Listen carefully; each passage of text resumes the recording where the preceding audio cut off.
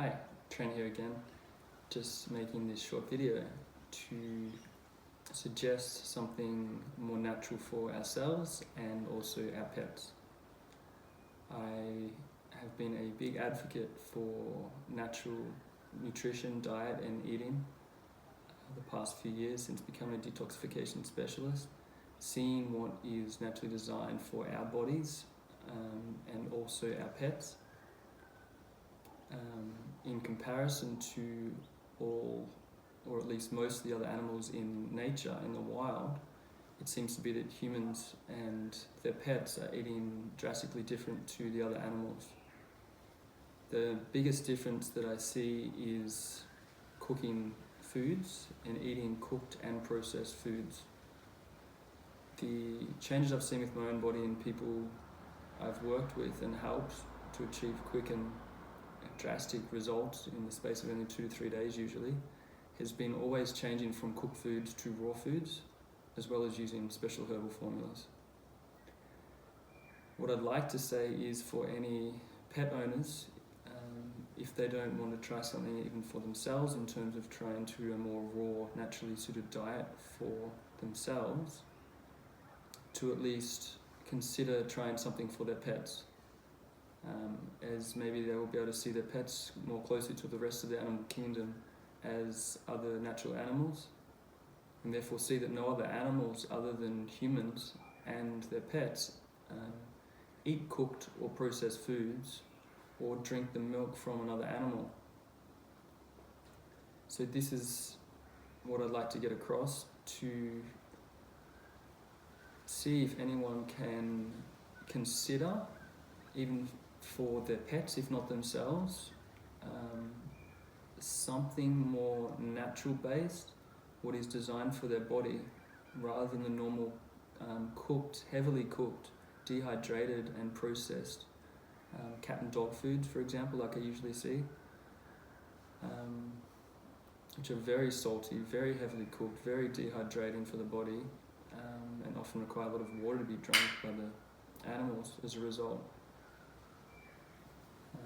So if people could possibly even consider just for a moment's time that their pets are actually very similar to the other animals in nature, in the wild, then they may be able to see and give a chance to think about even for a minute a raw food diet made for their body.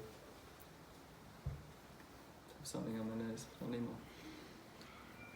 For example, for a cat is a true carnivore, so its food source designed for it, that's naturally suited for its body, is raw meat.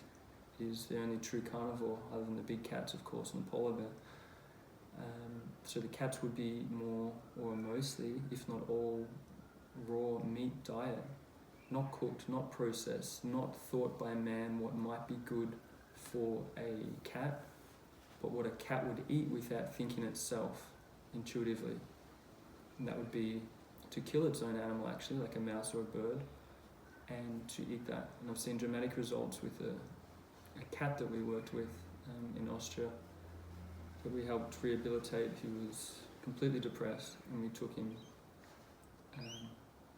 we took her from the shelter, and we changed her diet to raw chicken breast. Tried fish as well, but she preferred raw chicken breast. It's the closest we could do to what we felt comfortable with, what it was naturally suited for her. And her fur became the softest I've ever touched in my life.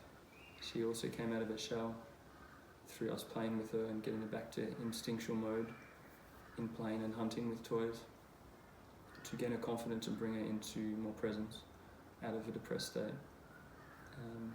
And my point is, with the raw meat diet, she seemed to gain more confidence and more instinctual feeling and well-being with this diet, as well as her fur being a clear indicator that this was more suited for her rather than what she was eating and what many cats and dogs would be eating usually.